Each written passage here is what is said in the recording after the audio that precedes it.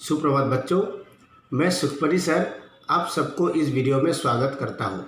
आज का हमारा पाठ 10वां पाठ नीति नवनीतम। अब नीति नवनीतम का अर्थ क्या है? नीति यानी कि नीतिपूर्वक बातें, ज्ञान की बातें। नवनीतम का अर्थ है खीर यानी कि सार, अर्थात पूरा शब्द का अर्थ बना नीतिपूर्वक बातों का सार। अर्थात नीतिपूर्वक बातों से क्या सार निकल के आते हैं, इसके सार मतलब सारांश, जिस्ट क्या निकल के आता है, इसके बारे में इस चैप्टर में पढ़ेंगे। ये जो श्लोक से इस चैप्टर में जितने भी श्लोक दिया गया है, ये सब मनुस्मृति नामक ग्रंथ से लिया गया है। इसमें कवि मनु हमें बहुत सुंदर तरीके से किस तरह से हमें माता पिता के साथ व्यवहार करना चाहिए, किस तरह से हमें गुरुओं के साथ व्यवहार करना चाहिए और किस किस तरह से हमें अपने आप को दुखों से दूर रखना है, ये सारे कई अच्छे बातों के बारे में इस चैप्टर में हमें कहा गया है। तो देखते हैं पहला श्लोक। अविवादनशीलस्य नित्यं वृद्ध्योपसेविनः चत्वारि तस्य वर्धन्ते आयुर्विद्या यशो बलम्। अविवादनशीलस्य, अविवादन यानी कि प्रणाम करना, शिलस्य मतलब जो दूसरों को प्रणाम करता है, अर्थात जो हमेशा दूसरों को प्रणाम करता है। नित्यम यानी कि रोज। वृद्ध्य उपसेविनः, वृद्ध्य यानी कि बूढ़े, उपसेविन यानी कि सेवा करने वाला, अर्थात जो व्यक्ति हमेशा दूसरों को प्रणाम करता है और बूढ़ों की सेवा करता है। ठीक है। चत्वारि तस्य वर्धन्ते आयुर्विद्या यशो बलम। चत्वारि यानी कि चार, तस्य यानी कि उसके मतलब जो व्यक्ति प्रणाम करता है और बड़ों की सेवा करता है, उसके वर्धन्ते यानी कि बढ़ता है। क्या क्या है? आयुर्विद्या यशो बलम। आयु प्लस विद्या, यहाँ पर विसर्ग संधि है। तो आयु यानी कि उम्र, विद्या यानी कि ज्ञान, यशो बलम यहाँ पर भी संधि है। ठीक है। यशः यानी कि यश यानी कि नाम, फेम, बलम मतलब ताकत। तो उसके चार चीज़ें बढ़ती है, आयु, विद्या, यश और बल। तो पूरा श्लोक का क्या अर्थ बना?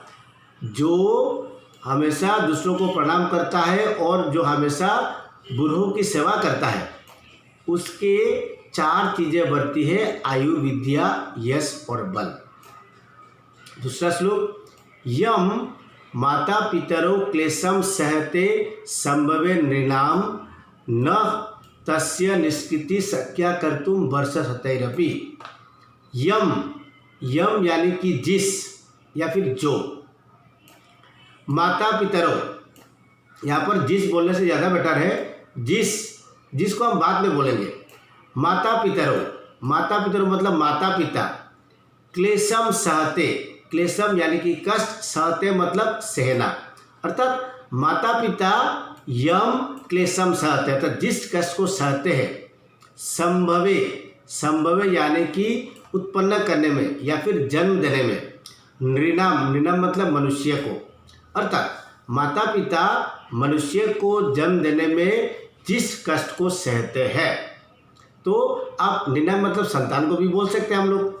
तो माता पिता संतान को जन्म देते वक्त जो कष्ट सहते हैं, न यानी कि नहीं, तस्य मतलब उसका, उस कष्ट का, निष्कृति यानी कि निवारण, उसका दुख को चुकाना, कष्ट को चुका लेना, उसका निवारण करना, उसको मतलब उसका दूर करना, दुख को दूर करना।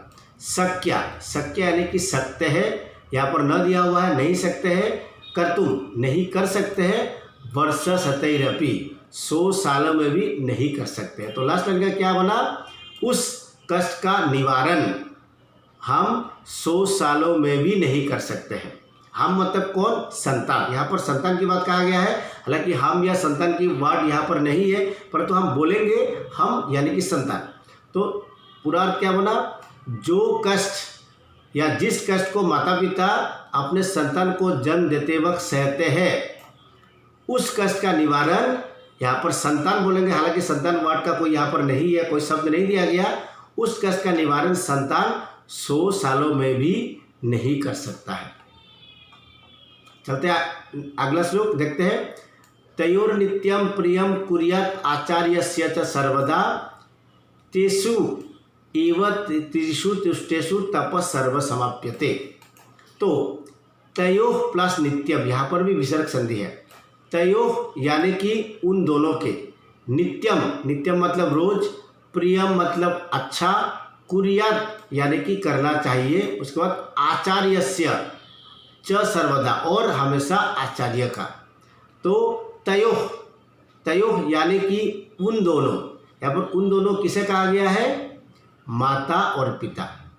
ठीक है, माता पिता और आचार्यस्य च और आचार्य का, माता पिता और आचार्य का नित्यम रोज, प्रियम कुर्यात भला करना चाहिए, सर्वदा मतलब हमेशा, अर्थात माता पिता और गुरु का हमेशा और रोज भला करना चाहिए। क्योंकि तेषु एव त्रिषु तुष्टेषु तप सर्वम समाप्यते। तेषु एव यहाँ पर भी स्वर संधि है। तो तेषु एव, तेषु यानी कि उन तीनों की, उनके, अब तीनों तो त्रिषु में आएगा, एव ही, उनके ही, त्रिषु अर्थात तीनों के ही, उन तीनों के ही तुष्टेषु यानी कि तुष्ट यानी कि खुश होना, संतुष्ट होना। तो उन तीनों के संतुष्ट होने पर ही तपः यानी कि तपस्या यानी कि हमारा जो मेहनत, ठीक है, हमारा हम जितने भी कार्य करते हैं वो सर्वम सारे समाप्यते यानी कि समाप्त हो जाता है या फिर पूर्ण हो जाता है। अर्थात उन तीनों के संतुष्ट होने पर ही हमारे सारे तपस्या पूरा होता है और हमारे सारे कार्य पूरा हो जाता है। तो दोबारा देखते हैं, वे दोनों और आचार्य का हमेशा भला करना चाहिए क्योंकि उन तीनों के संतुष्ट होने पर ही हमारे सारे तपस्या समाप्त हो जाता है। चलते हैं अगले श्लोक की ओर। सर्वम परवशम दुखम सर्वम आत्मवशम सुखम एतद् विद्यात् समासेन लक्षण सुख दुखयोः। दो, इस श्लोक में कितना सुंदर तरीके से सुख दुख के लक्षण को कहा गया है। सर्वम परवशम दुखम, अर्थात आप अगर दूसरों के वश में होंगे तो आपका सारा दुख आपके पास रहेगा। अर्थात दूसरों के वश में रहना हमेशा दुख का कारण होता है। जैसे अगर मान लो कि आपको या किसी का कर्ज अगर मेरे ऊपर है, मैं कितना भी पैसा वाला क्यों ना हो, कर्ज में डूबा हुआ हो तो मैं डेफिनेटली दुखी हूँ। लेकिन वो व्यक्ति जिसके पास कोई कर्ज नहीं है वो मुझसे भी क्या है, सुखी है। ठीक है, तो दूसरों के वश में रहना, दूसरों के अधीन रहना हमेशा दुख का कारण होता है। और सर्वम आत्मवशम सुखम, अर्थात अपने वश में रहना वो सबके सब सुख होता है। तो पहला लाइन का अर्थ है दूसरों के वश में रहना दुख का कारण है और अपने वश में रहना सुख का कारण है।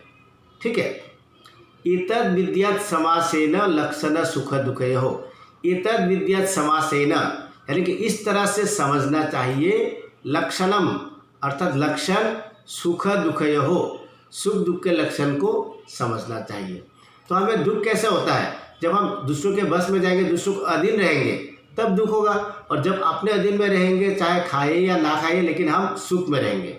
ठीक है, इस तरह से हमें सुख दुख के लक्षण को समझना चाहिए।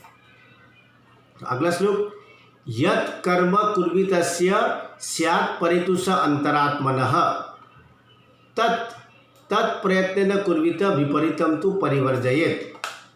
अब देखो, विपरीतम तु वर्जयेत्, परिवर्जयेत् नहीं है, वर्जयेत् है। तो यत् कर्म कुर्वितस्य, यत् कर्म, यत् यानी कि जो, कर्म मतलब काम, जो काम कुर्वितस्य करने पर, स्यात्, स्यात् मतलब होता है, परितोष, परितोष यानी कि संतुष्ट। यहाँ पर देखिए एस टाइप का एक लेटर है, ये देखिए आपको मैं दिखाता हूँ, ये एस यहाँ पर, हाँ ये देखिए एस, इसको शायद आपको पता होगा, मैंने पहले ही बोला था, इस लेटर का नाम है अवग्रह और इसको हम साइलेंट अ भी बोल सकते हैं, लुप्त अकार। ठीक है, तो अवग्रह अर्थात ये अ है लेकिन वो अ को साइलेंट उच्चारण करेंगे। जैसे हम लोग ऑनेस्ट बोलते हैं ना, एस को साइलेंट बोलते हैं, उसी तरह से यहाँ पर एस साइलेंट है और यहाँ पर अ साइलेंट है। एस दिया मतलब यहाँ पर अ साइलेंट है। तो स्यात् यानी कि होता है, परितोष संतुष्ट, अंतरात्मा, अंतरात्मा मतलब अंतरात्मा, मन। ठीक है, अर्थात जो कार्य करने से हमारे अंतरात्मा को संतुष्टि मिलती है। तत्, तत् मतलब वो प्रयत्नेन, यहाँ पर भी व्यंजन संधि है, तत् प्रयत्नेन अर्थात उसे प्रयत्नेन, प्रयत्न मतलब प्रयास के साथ, कुर्वित करना चाहिए, अर्थात उस कार्य को प्रयास के साथ करना चाहिए। विपरीतम तु, विपरीत मतलब उसके उल्टा काम, अर्थात जो काम करने में अंतरात्मा को खुशी नहीं मिलती है उस तरह का काम, अर्थात जो अच्छे कामों का जो विपरीत काम, ठीक है, विपरीत यानी कि उसके उल्टे काम को वर्जयेत, वर्जयेत यानी कि त्याग देना चाहिए, ठीक है। मैं बार बार परिवर्जयत मेरा मुंह पे आ रहा है, लेकिन एक्चुअली यहाँ पर वर्जयेत, और वर्जयेत परिवर्जयेत दोनों का अर्थ एक ही है। तो जो उसके विपरीत कार्य को हमेशा छोड़ देना चाहिए। तो क्या अर्थ बना, जो काम करने से हमारे अंतरात्मा को संतुष्टि मिलती है उस काम को हमें प्रयास के द्वारा करना चाहिए और उसके विपरीत कार्य को हमें छोड़ देना चाहिए। लेकिन बच्चों यहाँ पर एक चीज़ ध्यान देने का है, आप सिर्फ अपने अंतरात्मा की बात सुनेंगे, लेकिन आपका अंतरात्मा को खुश करते हुए याद रखें कि दूसरों के अंतरात्मा को चोट ना पहुँचे, वरना क्या होगा, ये जो काम आपका विपरीत फल दे सकता है। जैसे एक छोटा सा एग्जाम्पल लेता हूँ, आप कक्षा में बैठे हुए टीचर पढ़ा रहे हैं, तो आपको मन किया कि जोर से एक बार चिल्ला दे तो मन को खुशी होगा, क्योंकि 2 घंटे से आपका मन एकदम एक क्लास में बैठ कर अच्छा नहीं लग रहा है, लेकिन अचानक करके आपने चिल्लाया, आपके मन को तो बहुत खुशी लगी, क्योंकि आपका मन कर रहा था कि ऐसे करने से मन को खुशी होगी। परंतु ऐसा काम करने से आपके ऊपर विपरीत इफेक्ट आएगा डेफिनेटली, क्योंकि टीचर आपको डांट सकते हैं, टीचर आपको कक्षा से बाहर कर सकते हैं, है कि नहीं, आपने गलती किया, या फिर आपको खड़ा कर सकते हैं, या फिर आपसे पूछ सकते हैं आपने ऐसे क्यों किया। उसके बाद अगर टीचर ने कुछ बोल दिया तो आपका मन को दुखी होगा। तो ऐसा काम हमेशा सोचना है कि जब अपने मन को खुश करने के लिए हम कोई काम करते हैं तो याद रखिए वो काम दूसरों के मन को दुख देने वाला ना हो, अर्थात वो काम अच्छा काम हो, ठीक है बच्चों। तो श्लोक को मैं और एक बार दोबारा बोल लेता हूँ, जिस कार्य को करने से आपका हमारे अंतरात्मा को संतुष्टि मिलती है उस काम को प्रयास के द्वारा करना चाहिए और उसके विपरीत कार्यों को छोड़ देना चाहिए। लास्ट श्लोक देखते हैं, दृष्टिपूतम न्यस्यत पादम वस्त्रपूतम जलम पिबेत सत्यपूतम वदेद वाचम मनःपूतम समाचरे। दृष्टिपूतम अर्थात पूतम यानी कि पवित्र करना, अच्छी तरह से साफ सफाई करना, देखना, दृष्टि से पवित्र करके यानी कि अच्छी तरह से देखकर, न्यस्यत, न्यस्यत मतलब रखना, पादम, पादम मतलब पैर, अर्थात अच्छी तरह से देखकर हमें कदम रखना है। जब भी हम कदम आगे बढ़ाएंगे तो देखना है कि हमारा कदम जो वो गड्ढे पर गिर रहा है या फिर सांप के ऊपर आ रहा है, यह हमको देखना है, ठीक है। अर्थात अच्छी तरह से देखकर हमें अपना कदम रखना है। वस्त्र पूतम जलम पिबेत, वस्त्र से पूतम पवित्र करके अर्थात वस्त्र से छानकर जलम पिबेत जल पीना चाहिए, अर्थात अच्छी तरह से देखकर पैर रखना चाहिए। वस्त्र पूतम जलम पिबेत अर्थात वस्त्र से छानकर जल पीना चाहिए। तो आपको यहाँ पर एक क्वेश्चन होगा, वस्त्र से छानकर जल हम क्यों पिए। तो देखो बच्चे, ये जो श्लोक है ये वाटर प्योरीफायर आने का बहुत पहले का श्लोक है। मनुस्मृति बहुत पुराना मतलब ग्रंथ है, उसमें कहा गया है। क्योंकि देखो उस समय तो ना कोई वाटर प्योरीफायर था, ना कोई आरओ था, ना कोई यूवी था, कुछ नहीं था, ठीक है। वहाँ पर क्या होता था, कोई भी जल, क्योंकि लोग सीधा तालाब से या नदी से पानी पीते थे, ठीक है। तो अब वो पानी को क्या करते थे, पानी में थोड़ा अगर कोई भी कीड़े मकोड़े होंगे तो एक कपड़े को 2-3 फोल्ड करके देने से जो बहुत सारे जो बड़े बड़े जो कीड़े मकोड़े वो मतलब कपड़े में अटक जाएगा, और बाकी जो माइक्रो छोटा छोटा जो मतलब बैक्टीरिया अंदर चला गया। अब लोगों का उस समय एंटीबॉडी इतना स्ट्रांग था कि वो आसानी से उसको हजम कर लेता था, अर्थात वो बैक्टीरिया उसे कोई नुकसान नहीं पहुंचा सकते थे। इसलिए वहाँ पर वस्त्र से छानकर जल पीने के लिए कहा गया है, क्योंकि प्योरीफायर तो था नहीं वहाँ पर, ठीक है। तो अच्छी तरह से देखकर पैर रखना चाहिए और वस्त्र से छानकर जल पीना चाहिए। सत्यपूताम वदेत वाचम, सत्यपूताम अर्थात सत्य से पवित्र करके वदेत बोलना चाहिए, वाचम यानी कि बातें, अर्थात सत्य से पवित्र करके हमें बात बोलनी चाहिए। अर्थात हम जो भी बात बोलेंगे हमें ध्यान रखना है कि वो सत्य बात हो रहा है कि नहीं हो रहा है, ठीक है। सत्यता पर खड़े उतर रहा है कि नहीं उतर रहा है। और सत्यता से खड़े उतरा तो वो सत्य बात है, और सत्यता पर नहीं खड़ा उतरा तो वो झूठी बात है, ठीक है। इसलिए सत्य से पवित्र करके बात बोलनी चाहिए, मतलब सीधी बोल सकती है, सत्य बात बोलनी चाहिए। और मनः पूतम समाचरित, अर्थात मन को पवित्र करके व्यवहार करना चाहिए, यानी कि मन से पवित्र व्यवहार करना चाहिए। ठीक है बच्चों, तो फिर से इस श्लोक को मैं एक बार बोलता हूँ। अच्छी तरह से देखकर पैर रखना चाहिए, वस्त्र से छानकर जल पीना चाहिए, सत्य से पवित्र करके हमें वाणी बोलनी चाहिए और मन से पवित्र व्यवहार करनी चाहिए। तो देखा बच्चों, आप लोगों ने कितना सुंदर सुंदर बातें यहाँ पर कही गई है।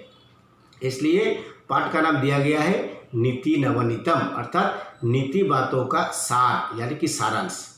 तो बच्चों, आशा करता हूँ कि आपको सारे श्लोक समझ में आया होगा। अगर श्लोक में कोई भी प्रॉब्लम होता है तो वीडियो को और एक बार देख लीजिए, या फिर पर्टिकुलर उस श्लोक को एक बार देख लीजिए, तो आपका सारा जो डाउट है वो क्लियर हो जाएगा। तो बच्चों, वीडियो को मैं यहाँ पर समाप्त करता हूँ। धन्यवाद।